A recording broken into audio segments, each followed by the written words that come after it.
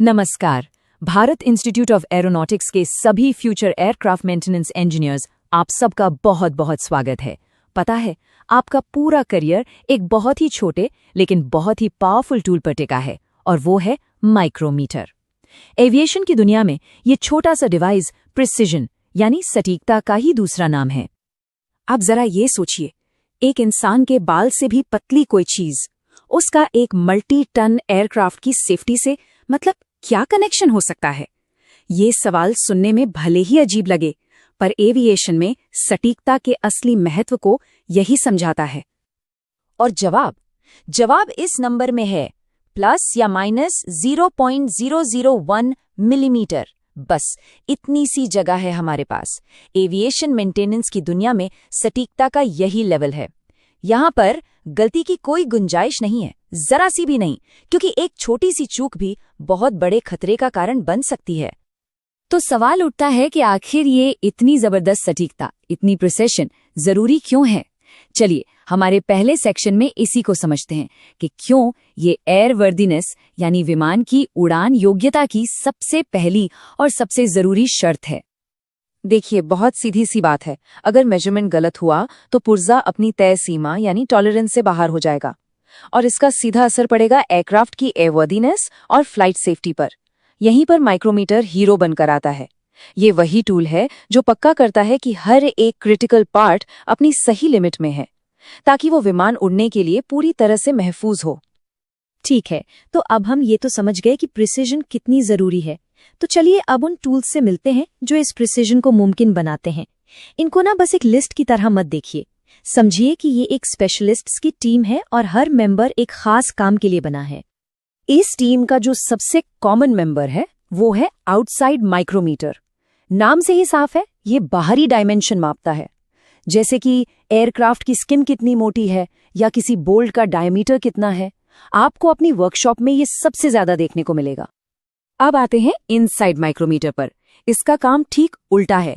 ये किसी पार्ट के अंदर का डायमीटर मापता है, जैसे कि बैरिंग बोर या लैंडिंग गियर सिलेंडर का। पर एक बात याद रखने वाली है, इसको इस्तेमाल करने में थोड़ी स्किल लगती है। अगर इसे जरा सा भी तिरछा पकड़ा ना तो रीडिंग पूरी की पूरी गलत हो जाएगी। टीम का अगला एक्सपर्ट है डेप्थ माइक्रोमीटर। इसका डिजाइन ही इसके काम के बारे में सब बता देता है। एक फ्लैट बेस और एक पतली सी रॉड, किसी भी छेद या स्लॉट की गहराई मापने के लिए ये एकदम परफेक्ट है। सोचिए, रिवेट होल की डेप्थ चेक करने के लिए इसके बिना काम ही नहीं चल सकता। अच्छा, ट्यूब माइक्रोमीटर का डिजाइन तो और भी इंटरेस्टिंग है। इसका जो एनवल है यानी जिस पर पार्ट टिका होता है, वो फ्लैट नहीं होता बल्कि गोल होता है, सिलिंड्रिकल। और यही खास बनावट इसे हाइड्रोलिक या फ्यूल लाइंस जैसी गोल ट्यूब की दीवारों की मोटाई को एकदम सटीक नापने में मदद करती है। और आखिर में है प्लेड माइक्रोमीटर। इसका नाम ही काफी है। इसके मापने वाले सिरे एकदम पतले ब्लेड जैसे होते हैं। इसी वजह से ये ओ रिंग्स या सील के लिए बने बहुत ही तंग खांचों में भी आसानी से पहुंच जाता है और एकदम सही माप देता है। तो ठीक है, हमने टूल्स को तो जान लिया, लेकिन सिर्फ टूल होने से तो काम नहीं चलता, उसे सही से इस्तेमाल करना भी तो आना चाहिए। तो अब हम क्या से कैसे पर आते हैं। ये सेक्शन है मेजरमेंट की कला में माहिर होने के बारे में। देखिए, एक परफेक्ट मेजरमेंट लेने के कुछ पक्के स्टेप्स हैं। सबसे पहला, हमेशा पार्ट और माइक्रोमीटर को अच्छे से साफ करें। दूसरा, पार्ट को एनविल और स्पिंडल के बीच आराम से रखें। तीसरा और सबसे जरूरी, थिम्बल को कसने के लिए हमेशा, और मैं फिर कह रहा हूं हमेशा, रैचेट स्टॉप का ही इस्तेमाल करें। और बस चौथा स्टेप, स्केल को ध्यान से पढ़ लें। एक प्रोफेशनल एएमई बनने के लिए कुछ गलतियों से बचना बहुत जरूरी है, जैसे कभी भी बहुत ज्यादा फोर्स मत लगाइए। मेजरमेंट से पहले जीरो चेक करना कभी मत भूलिए। गर्म पार्ट्स को कभी मत नापिए। और हाँ, इनसाइड माइक्रोमीटर को हमेशा सीधा पकड़िए, एंगल पर नहीं। ये छोटी छोटी बातें ही बड़ा फर्क पैदा करती हैं। अब ये जो रैचेट स्टॉप है ना, इस पर खास ध्यान दीजिए। ये एग्जामिनर्स का फेवरेट टॉपिक है। पता है क्यों? क्योंकि यही वो चीज है जो ओवर टाइटनिंग से होने वाली गलतियों को रोकती है। ये पक्का करता है कि हर बार एक जैसा सही प्रेशर लगे, जिससे आपकी रीडिंग हमेशा भरोसेमंद होती है। चलिए अब इस टेक्निकल स्किल को आपकी प्रोफेशनल जिम्मेदारी से जोड़ते हैं। एक AME के तौर पर आपका लिया गया हर एक मेजरमेंट सिर्फ एक नंबर नहीं होता, ये एक लीगल और सेफ्टी डिक्लेरेशन होता है।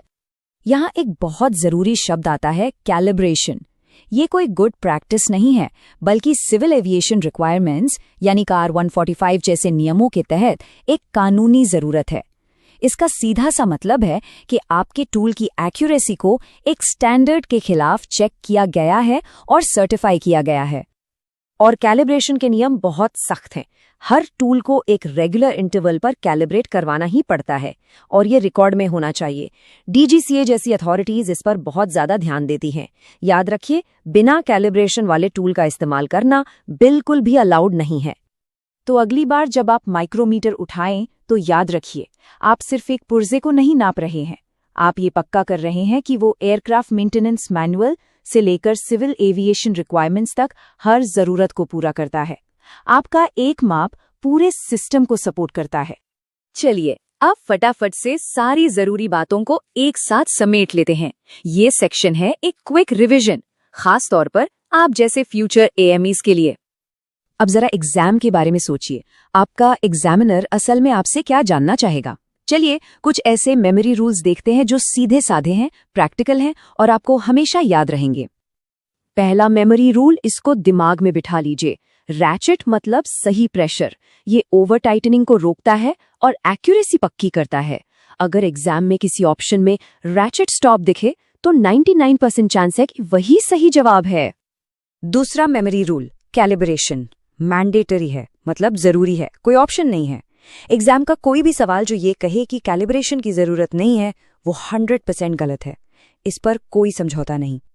और आखिर में पूरी बातचीत का सार इस एक लाइन में है।